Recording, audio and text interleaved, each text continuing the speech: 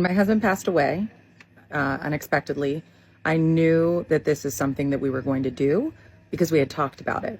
So with his consent, when I was at the funeral home making all of the arrangements, for those of you, unfortunately, that have gone through this process, it's everything from how you want the chairs to what kind of flowers do you want, all of that stuff, right?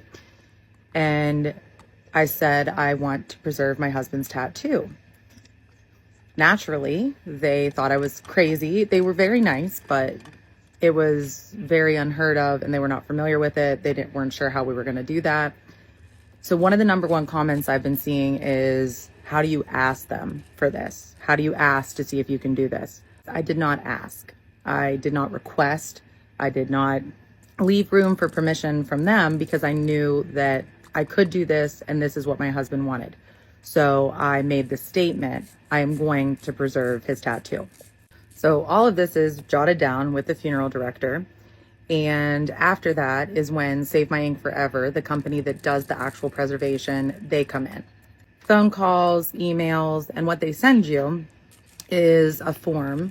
You talk on the phone about what tattoo you want, but the form outlines where it's at, what it looks like, lots of signature type things. But then they do a lot of the communications with the funeral home as far as the actual process. They send a very detailed video to the funeral home, and the mortician is the one that will be removing the tissue. My husband passed away on a Friday. His showing was the following Thursday, and the funeral was Friday. On Friday, after everybody left and I was doing my goodbye, is when the mortician and she and I stood there and I got to outline the exact tattoo I wanted. My husband having over 70 tattoos, I wanted the surrounding tattoos in it as well. So you outline it and then the tissue is removed, and Save My Ink Forever sent the funeral home a preservation bag and sends it to Save My Ink Forever. Kyle then contacted me every single step of the way. It took about 90 days and we had set it up and arranged that they were going to deliver him, bring him home to us. I'm in West Virginia. The company is in Ohio. When they showed us his tattoo, it was undescribable as to what that felt. It wasn't just one feeling. It wasn't just an emotion. It was physical. It's in a frame where you don't touch it, but it filled a void that was so big. I seriously can't imagine if we wouldn't have had this done. I have many, many emotions every day, every second, and this has helped me in ways that I didn't know that I needed help. In places that I thought I needed it, it's something that you really can't describe. So I'm sorry. These are all happy tears, but please, please help people know that this is available, and I can go into many more details about this. You tell me what you need to know. Have you had this done? What special ways did you honor your loved ones? I didn't just do the skin tattoo preservation and people thought I was crazy. I was judged for so many other things, and I will share those. And I will also share what we've gathered in throughout this whole journey on TikTok and the most beautiful ways that people have honored their loved ones. Start planning now. Start treating this like you want to be in control of everything, from what music is going to be played, what picture are they going to use, what clothes are you going to wear, what color are your nails going to be, everything.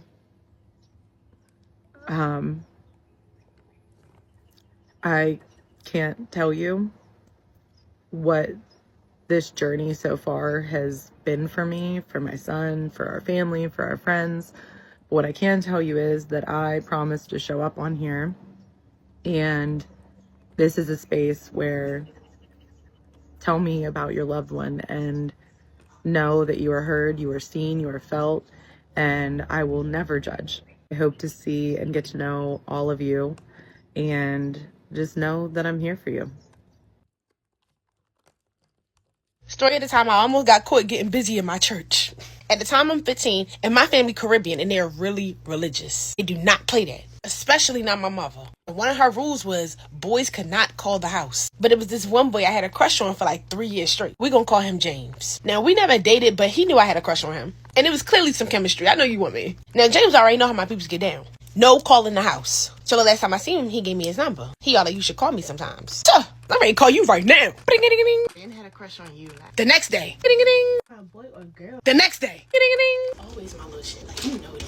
We on the phone with it every single day. And sometimes it wouldn't just be us. He had this homeboy, we gonna call him David, and he was fine. Me and James not together, so I'm talking to both of them. And they both knew what I was doing, but they ain't give a fuck. But that's why I can't have two niggas. I start having favoritism. I'm rocking with James. So David started rocking with my homegirl. We gonna call her Carmen. But we still talking on the side. So boom, one day we all hop on a 4-way call. So this like a little 2-man going. The question come up. When is we all gonna see each other? Ding, ding, ding. Let's meet at the church. But hear me. Me, Carmen, and James go to the same church. And today they have Friday service from 7 p.m. to 12 a.m. It's gonna be late and dark. Perfect. We start putting this shit together. We meet up at the church, then go to James' house. They like, hell yeah. Only thing is don't get caught and make sure we back before my mother get off work and come to church. We got this, right?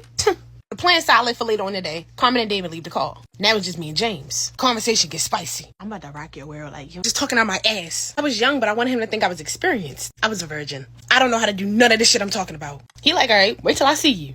Why? He said, when you come to church today, wear a dress, no underwear. My goodies. All right, just make sure you're ready for the rain. I'm bluffing, but it's about to be 7 o'clock. I got 1 hour to get ready. I'm nervous. I put my dress on, and I ain't had no underwear on. But boom, 7:45 roll around. We leave the house. We get to the church by like 8. James and Carmen usually be late anyways, but they was early. And David was there. Oh my God. They see me, I see them. It's go time. My father goes to the front of the sanctuary. I'm sitting in the back with them 3. We plotting our escape. Now, James live an hour away. We would get there by like 9:30. So we only have an hour and a half to chill before we had to make our way back. That's another hour back. My mother's gonna be getting off of work at 11. That's cutting too close. I ain't risking that. So if not James' house, then what? Bing, bing, bing. Not so bright idea. Now the church has 3 floors. The sanctuary, the rooftop sanctuary, and a vacant floor. 3rd floor was known for people hooking up. Yup. I'm like, let's sneak off to the 3rd floor. They like, all right, bet, we in there. I'm looking around. Nobody looking. Boom, we gone. We keep all the lights off so we don't get caught. It's dark, but we can see. Finally make it to the top. It's a gate at the top that's usually locked. We open that bitch, it's unlocked. Gotta be a sign. Walk in and immediately split. Carmen and David go one way. Me and James stay right here. You remember all that stuff you said over the phone? Yeah, so how was your day today? I was bluffing, so I'm trying to make small talk. He looking at me like, the fuck is you talking about? He ain't come over here for nothing. Damn sure not no talking. Like, fuck that, come here. My stomach is in my ass. I'm nervous. I'm tiptoeing to him. Oh, stop playing. He snatched me up, we kissing. Kissing, trying to touch him. My underwear. He making his way down my dress. He get to the coochie. Stop! I'm scared. Bro, what? I can't take it. He ain't even tweak though. He like, all right, you gonna get me right though? How? A little sucky? I don't know. So while we trying to figure out what we ready to do, hearing hella miscellaneous noise. Moaning, clapping, smacking. David and Carmen getting busy. Wasted no time. That motivate me a little bit. If my homegirl can do it, I can do it too. I'm like, all right, I'll get you right. I drop down, start going crazy. It's a lot of miscellaneous noise going on. Couple minutes go by, we all done. Carmen and David come back into the room we was in. Now we all just sitting, talking, playing. James get to tickling me. Stop. Dude. All you heard was straight impact. My head hit something hard as shit. James like, I'm sorry. I'm okay. I was not okay. That shit hurted. But that ain't stopped nothing. We still chatting. Got a little headache though. Now you know we on the 3rd floor. And it's quiet as shit up there. You can literally hear the echoes of our breath. We talking. Hear something else. Another breath. Shh. Listen. We hear feet. Get your asses up. Get up. We hear the gate. Boom, a flashlight hit the corner. We get the fuck up out of there. We creeping along the walls like spies and shit. Now when you first get up there, your vision gotta adjust. You can't really see nothing for a couple of seconds. And the flashlight little as shit. Only thing I'm thinking, if we get caught, that's everybody ass. None of our parents play that. We creeping almost out the door. I'm like, who the fuck is that? It's the main usher. We almost got caught by Usher. At the end of the wall, boom, we dashing down the steps. We out that bitch. Whew, we safe, right? We making our way to our seats laughing. Carmen turned to me. Girl, what the fuck you looking at? James turned around. Oh my God. What? David turned around. God damn. What, nigga? Carmen picked her jaw up off the floor. You're bleeding. Bleeding? Bitch, where? I run to the bathroom to go see what they talking about. Look in the mirror. There's a fat-ass Harry Potter gash in the middle of my forehead. Gushing. Blood running all down my face. I'm in this bitch panicking now. And I'm not even worried about my head being broken. I'm worried about how I'm gonna explain this to my parents. I straight start crying. I come out the bathroom, all 3 of them right there. James got hella ice in his hand. David got hella tissues. Carmen got hella band-aids. When the fuck y'all become doctors? You get to perform an emergency surgery on my head. James and David got me right, and then they left. Now it's just me and Carmen. Look at her. You look at me. What we gonna do? We try to brainstorm a story. But the more I think, the bigger it get. That motherfucker fat. But we finally come up with a story. That shit was ass as fuck, but it's solid. We come out the bathroom. I got a whole first aid kit on my forehead. And as we walk into our seats, the church door's open. It's my mother. She's right behind me. No! So at this point, I'm trying to duck and dodge her line of vision. So once she see me, it's up. I get in my seat. I'm sitting like this. And once service is over, I run to the car. I'm thinking I'm safe. I'm ready to open the door. I hear my name. It's my father. Look at me. Yes. Turn this way. Yes. Turn around. Yes. What's wrong with your head? What head? My mother hear me. Now she walking over. Fuck. They both digging in my ass. How your head get like that? In church. What was you doing? Boom. I throw them the story. It sounded better in my head. I don't even believe myself. And I think that made them even more mad. And they going in the middle of the parking lot. The whole service watching, including the usher. I'm looking around for Carmen. She already looking at me. Help! My mother like, get your ass in the car. We on our way home. She's still cussing me out. They still asking what was I doing. I plead the fifth. I'm lying. They not believing me. We finally get in the house. I'm not in the clear. Cause now I gotta deal with the final boss, my older brother. We get to the door. I try to get in the house first. I want to tell him before they do. I would go straight to him and tell him what's up. He start telling him the story that I told them. He look at them. He look at me. Come here. Sit down. I'm sitting down. They surrounded me. I feel like a criminal. They interrogate me one by one. My brother's smart. He made me repeat the story back to him for 2 hours straight. Chad, I was fucking up. I don't even remember the lie no more. He peeping. I'm forgetting shit. And after 2 hours, he look at me. I know you lying. So who was you with? What? Who was you with? I'm cracking under pressure. He tripled down. Who was you with? I was with the boy. Tears and snot bubbles. I'm singing like a canary. Spilling all the beans. Telling me everything. I was grounded for 2 months straight. Had everything taken away. They didn't even take me to the doctors. They made me go to school with a fat ass lump. That's what happened, y'all. Stop lying. 17-year-old Valerie Tinba was born and raised in Indianapolis, Indiana. She was one of 3 children to her mother, Sheena, and her father, Jack. She's been described as someone who had a smile that was infectious and a great sense of humor. Valerie was also the biggest animal lover. When she grew up, she wanted to become a vet. When she was still little, her family moved to Arlington, Indiana, and the summer after finishing her junior year of high school, she started working for her neighbor's lawn mowing business. This neighbor was a 59-year-old man called Patrick Scott. His house was located across the street from Valerie's house. So this guy, Patrick, was her neighbor slash boss slash friend, even though there isn't a reason as to why they should be friends, but I guess you can consider them to be, because they would spend time together outside of work. At the same time, though, Valerie was really good friends with Patrick's granddaughter. Days before she disappeared, Valerie shared with her mom that Patrick had her location on his phone. He was able to track her. And her mom, of course, thought it was weird because there's no reason as to why this neighbor man should have her daughter's location, but Valerie just brushed it off and said, I don't know, he just added me on there with his family. So I get the feeling, I don't know for sure, but it feels like sometimes Valerie would tell her parents that she was going to hang out with Patrick's granddaughter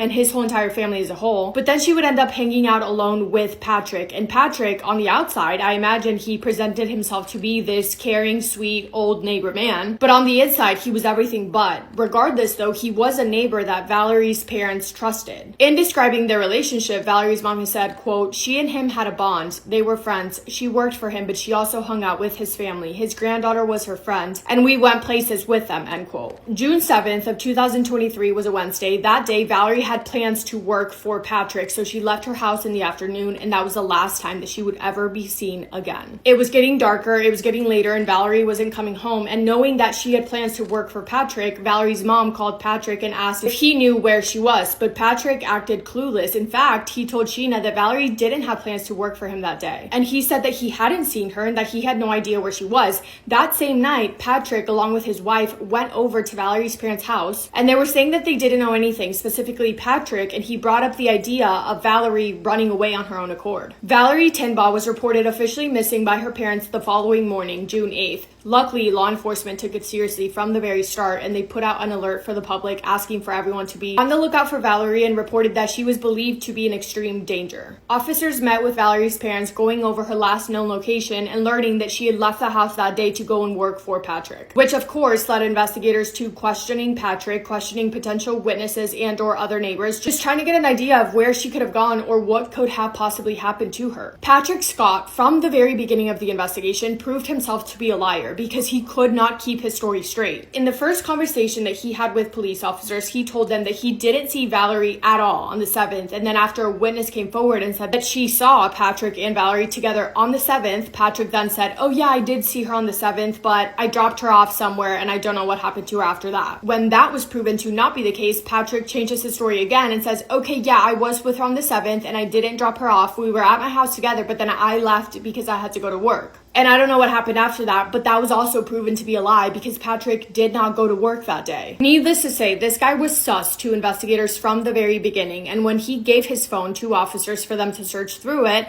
the suspicion against him only grew. Because first of all, there was a text from Valerie to Patrick letting him know that she would see him soon, confirming that they were together on the 7th. But then there were 2 texts from Patrick to Valerie, one on the 7th and one on the 8th, asking where she was. Which is weird, remember, because he literally had her location on his phone. So why would he be texting her if he could track her? Was it because he could have possibly been attempting to create some sort of alibi for himself to make himself look innocent? Yeah, probably. That's probably exactly why. Investigators were so suspicious of him and found him to be so inconsistent with his stories that they charged him with falsifying information to police. But even with that, they had no answers, and the priority remained to find Valerie. Days passed, weeks passed, and then 4 months passed, but it was on October 11th that investigators showed up to Patrick's property with a search warrant in hand, and with them they had cadaver dogs, and they began to search. Multiple cadaver dogs alerted to the scent of human remains on the property, but even with the help of helicopters searching from above, they were not able to find anything. It wouldn't be until November 28th that the search for Valerie would come to a heartbreaking end. While searching Patrick's property for the second time, officers discovered a large dirt pile and debris that showed a clear disruption of the ground. Using shovels, they started to dig until they came across a large wooden box in the ground that was completely wrapped up in tarp. When they opened the box, one of the first things they saw was a human hand with orange fingernail polish. And immediately they knew what they were looking at because in a photo that was posted of Valerie on June 7th on social media, the exact day that she had gone missing, she was wearing orange nail polish. They opened the box and they found the human remains. Those remains were later confirmed to be that of 17-year-old Valerie. The discovery of her body broke the hearts of so many people. When her parents were informed, they experienced so many emotions, none of them good. They were feeling anger, betrayal, and confusion towards Patrick, not understanding how or why he would be capable of doing something like this to their daughter. They felt guilt, they felt heartbroken, complete and utter devastation. This is a quote from her mom, quote, "There is going to be a hole there forever. There's a hole that is never going to be filled. My happy family is gone," end quote. 59-year-old Patrick Scott was immediately arrested and taken to the police station to be questioned, where he surprisingly gave a full confession. Patrick told investigators that he used a belt around Valerie's neck when they were in the bedroom of his house, claiming that she tried to come onto him and he, quote, wasn't going to have it. How despicable of this man to try and put the blame on this poor girl who is not around anymore to protect her name or say her piece. He said his wife and daughter, quote, don't know nothing about what he did, and when talking about this belt, describing his version of events, he said to officers, quote, "I put it around her neck and I held on to it until she quit," end quote. He also mentioned that afterwards, for weeks if not months, he continued to wear that belt. When the two of them met up on the 7th, Patrick told Valerie that he, quote, wanted to show her someplace special. Phone records show that they arrived back at his house at 12:59 p.m. and shortly after there was no more activity at all on Valerie's phone. Patrick said after Valerie was gone, he carried her body from his bedroom into his office where he left her there for one day until he figured out what he was going to do, and the next day he put her body in the wooden box and dug it in the ground to be left buried on his property. As for his motive, Patrick claimed that he got rid of Valerie because, again, she came on to him and he didn't want anything to do with it. But also he said that she allegedly threatened to blackmail him if he didn't buy her a new car. His story was that Valerie told him that she was going to tell people that he threw himself onto her if he didn't agree to buy her a new car, which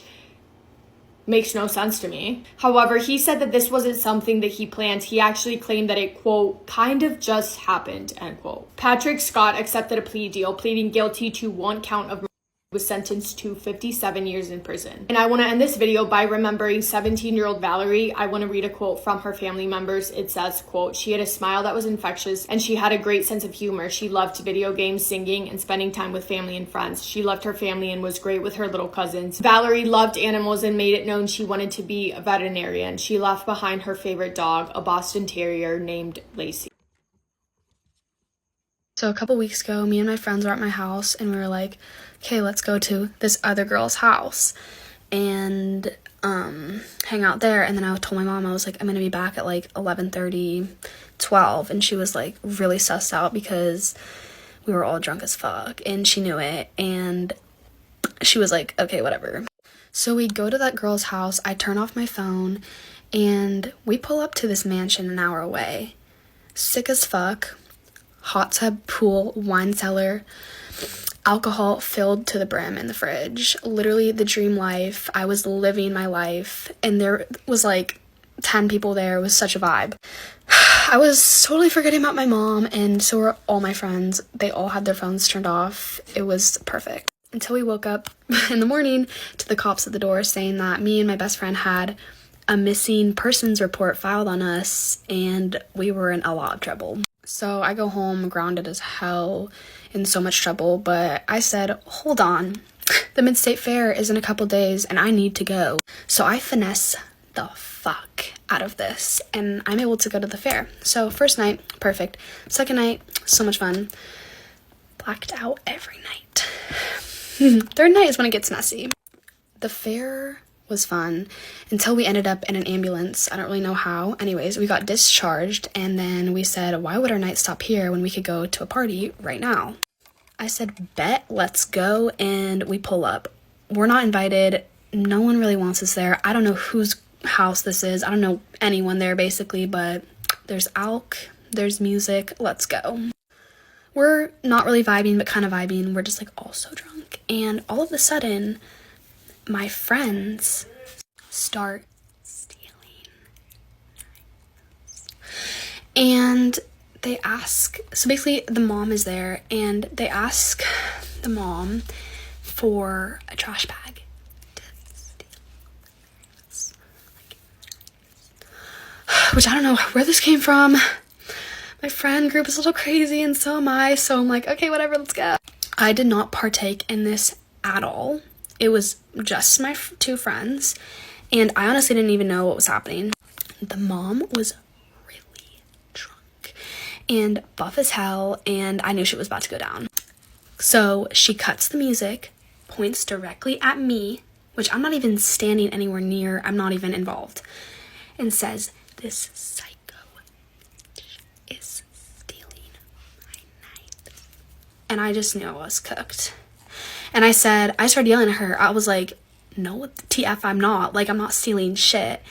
And she goes, get the F out of my house, get the F out of my house. And I'm like, whatever. Okay, so I turn around and I'm starting to walk away. She runs up on me. Yeah, she runs up on me, yanks my shit back, and starts beating my ass.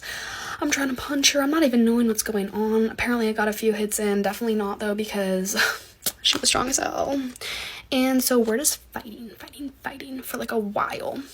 Finally, she stops and I leave the house. And I end up on the ground and she's on top of me. And I'm just like, what is even happening? I don't even know how it got to this point because I was not trying to fight her at all. She was strong as hell. So I'm getting on the ground. And my two friends that were like, which they didn't actually even steal anything. They were just, I don't even know what was going on. They like went to the car, so they weren't even seeing this. But my other friends were like just gagged and they didn't even know what to do. So everyone was just watching this happen. So I think she got off me. I don't even know how it happened. I was so drunk. And so I get up. I'm like, fuck you, whatever. I go to the car. I'm in the trunk of the car. We start driving away. I'm in the trunk and I cannot close the trunk for the life of me. So my friend is grabbing onto me and I'm reaching out the trunk to grab the lever to close it, and something's in the way of the closing. So I'm closing. I try to close this about 10 times and it will not close. I'm reaching out. My friend's grabbing me. I'm reaching out. I have the thing. I'm all the way out of the car reaching out and grabbing it. the driver slams on the gas and I fly out of the back of the car. And I'm dragged across the damn concrete. Like, it was a genuine car crash. And, like, I'm fucked up from it. I'm not gonna lie. I'm just gagged that this even happened. And everyone in the car is so gagged. I'm lying on the fucking street face down, like, dead. The kid that was driving didn't know that I was, like, trying to close it, so it wasn't his fault. But I get up, I strut in the car, and I say, give me the bottle and turn the music up. And that's exactly what happened. Okay. Next morning, I felt horrible, whatever. Obviously, I was, like, beat up and got into a car crash. But life moves on, and we went to the fair again, and then this is where it gets messy. So I pull up to my friend's house the next night, and they were at the fair the night before, like, blacked out. And I was like, I'm gonna black out tonight, like, let's do tonight. And, like, no one really wanted to, so I was like, okay, I guess I'll just do it myself. And so I drank a whole entire bottle of wine by myself. And then 3 buzz balls by myself. You can imagine where this went. My mom calls me and is like, I'm picking you up. And I'm like, oh my god, I'm fucked. I get in the car, I don't know what happens then, but this is what she said. I'm slurring my words, I can't talk, I'm fully blacked out. And she's like, are you drunk? And this really pisses me off. And if you know me, you know that I get really, really violent when I'm drunk, and it's not a good thing, but I'm crashing out fully on her. We get to my house. Somehow I'm pulling out my pepper spray on her and saying, I'm gonna beat your ass, and I'm trying to punch her, and basically just know of a lot of threats were made, and my brother had to detain me, and then I ran down the street, and then she found my 5 cards in my purse. Get ready with me while I tell you how I got severely grounded in 5th grade. Severely grounded is in I lost everything. Like, all of my privileges, all my social media, all my technology, everything that I loved, gone. So when I was in 5th grade, this was like 2019, the big thing was Omegle. And if you guys don't know what Omegle is, count your blessings. But basically, it's an online chatting site where you can like talk to strangers or video chat with strangers. And I bet you can guess what some people on that site were trying to get at. It was basically just like guys preying on girls. So I had been on this site a few times on my own before. And obviously, like, my parents didn't know about it. They would have killed me if they did. So one night, we're having this big like cookout barbecue at my house with all my friends and all my friends' parents. So my friend group is like me and 4 other girls, and they came over and we all got a little bored and we were like, okay, well, what do we want to do to pass the time? Well, my smart self was like, guys, let's go on Omegle. I was like, it'll be so much fun. Like, I've been on the site before. And there were a few people who were like a little wary of it, like 2 of the girls, and they didn't really want to do it. And so we were like, okay, you can just sit out. So me and 2 of my friends get on the site, and we didn't do like the video chatting or all, we just did the texting chat. At least we were smart enough not to do the video. So we made up this whole backstory that we were like living in like the Bahamas or something, and they were like, we were all like sisters, and like we were like getting caught in like a hurricane or something. Our house was like actively blowing away as we were like trying to talk to these guys, or the guy on the other end of the chat. So it took a few tries to get someone who would like actually stick. We got this one guy who like actually like stuck, and he was like listening to us rant about like over the text chat about like how our house was literally getting blown away and like all this stuff. Obviously the entire time like he's like, well, what clothes are you wearing? Like, clearly he doesn't care that our house is getting blown away. But so we keep going with this, and we're like, okay, this is so fun, like we're having the best time, blah blah blah. And none of us thought like anything was bad with it. I also didn't realize that people can like track your locations on those sites. Like, so a little bit later, like, starts getting really weird, and we start feeling that it's really weird, so we're like, okay, we're gonna cut this chat off. And we basically just end the chat, and then we go eat dinner, and we talk with our parents, and like, it's a whole thing. And everything's fine. And the 2 girls who sat out, they said they felt really, really weird about the situation, and they wanted to tell their parents about it. But we also knew that it was wrong, and so we were like, if you tell your parents about it, they're gonna tell our parents, and then we're all gonna be in trouble. So then we're sitting inside at our table, and our parents are sitting outside, like on our back porch. And one of my friends is like, hey, I'm gonna go talk to my mom. And we were like, you're not allowed to go talk to your mom right now because we know what you're gonna tell her. And she was like, no, I promise that's not gonna happen. Like, I'm just gonna go say hi. And she's like, yes, like, I swear I will not tell them. Well, we watched her go out, and the first thing that she did was tell them that we were on Omegle and what we were doing. And her mom, like, turned around and, like, looked at us in the mirror, and we're all, or, like, through the glass door, and we're all like, because I was like, oh shoot, like, we're busted. So obviously she goes and starts telling all the parents, and then we all get called into our guest bedroom, and we all have to like sit down and get this whole talk. But I didn't really understand like the danger of the situation, and I literally got like hounded because obviously like it happened under my roof and it was my idea. Everyone's parents were pissed at me. Like, I think my friend's parents like stopped liking me for like a hot minute. At that time I was literally just crying because they were like, you realize how much danger you put all of us in, your friends in, like your friends are now in danger. I was just like bawling my eyes out because like obviously like I didn't really understand the concept, but like I just knew that my friends were in danger, and like That's a horrible feeling to feel. Everyone eventually just goes home. The night now feels ruined. Basically, I lost every single social media that I had. I wasn't really allowed to go out that summer. I snuck TikTok on my phone. For like months and months, my parents didn't trust me. Like pretty much all throughout 6th grade, my parents like did not trust me. But it took so long to build up that trust because they were actually like terrified. So this is your sign not to use those creepy apps, especially if you're 10 years old. Okay, love you guys. Bye.